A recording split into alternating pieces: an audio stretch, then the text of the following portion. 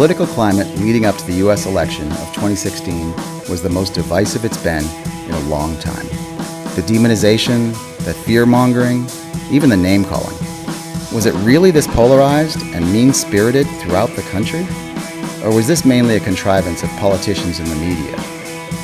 We decided to travel across the country to find out and ask ordinary people, what were they thinking?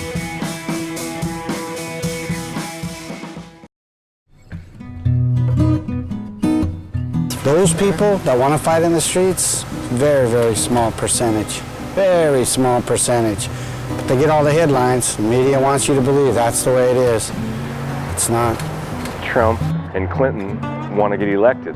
How are they going to get elected? By splitting us up and having us pick a side.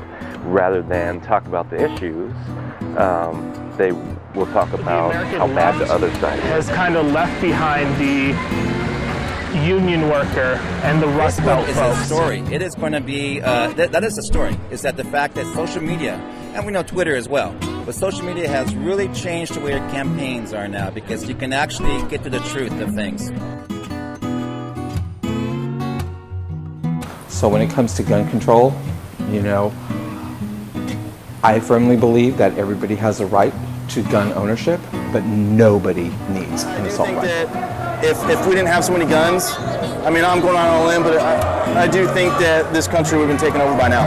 We hope that we can join them. We can ban assault weapons together. We can get open carry out of Ohio, out of other states across our country, and we can get these dangerous weapons of war out of our streets. As long as the rich people are in charge,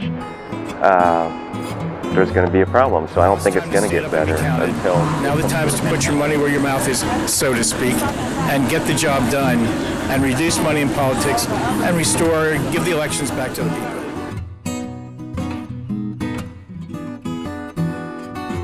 I'm all for the, cleaning up and the compliance of the coal industry and that, but there's got to be boundaries on it. And I think education is so critical in terms of having a society that does the right things for people. People need jobs.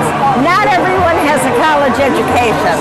And the people that don't need to have a good job. They need to be able to support their families. We can't be the only developed nation that is not supplying school and health care. Can't do it. We're too powerful, we're too rich. $19 trillion in debt if they paid their taxes. I paid my taxes, they could pay their taxes. And my biggest concern is probably health care. Yeah, to be honest. Get the industry back to where it was. Also, if it ever comes back. Women, gay, everybody, equal rights. Very important to me. Equal pay for women.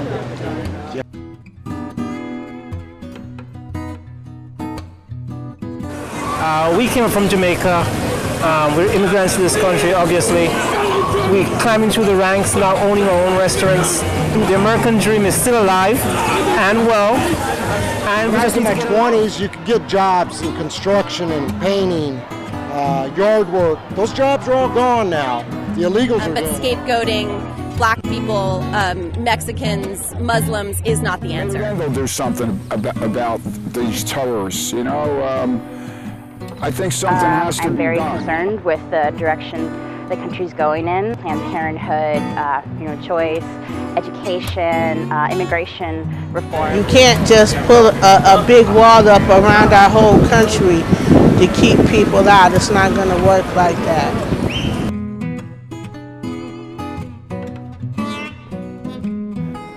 For me, I think Trump's a little bit of a loose cannon with Russia or China. Could be disastrous, but I think he's the lesser of the three evils. I think we can all agree that Americans want to be respected in the world, and to have that, we need to have a leader that's respectful. Personally, I don't think a woman should be in office for spiritual reasons. We have to make the Bay Area great again by taking Trump away. Listen to me, everyone says, oh, look at his bankruptcies. Well, look at them. He's had 4, maybe he had 50, but look at him now. He never quit. I mean, Donald Trump is a coward.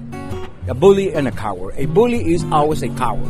Mr. Trump is going to turn this country around about time, about face. If Trump was elected, I would feel shame in the country and I would feel embarrassed for all of us. I believe that Trump was sent here by the Holy Spirit to save this country, to save this nation. I think he's mocking our democracy with what he's doing, and that troubles And I me. think Donald Trump says what he says, and either you like it or you don't. And if you can't accept it, don't vote for him. I mean, I don't know. I would give them a hug. I would give Donald Trump a hug and Hillary Clinton. What's wrong with that? And then I would join us both together. You know? Donald, me, Hillary. Let's hug together. What's all the hating for?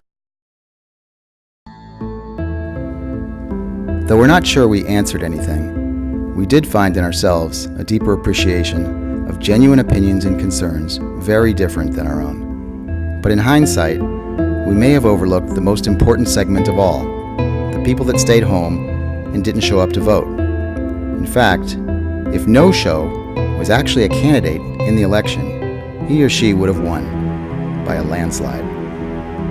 I hope people realize really soon that what's at stake is kind of a really big deal. So I hope people understand the gravity of this election. That's the biggest point that I want to make. Yes, we are the low people on the total poll, but I honestly believe if we just go vote,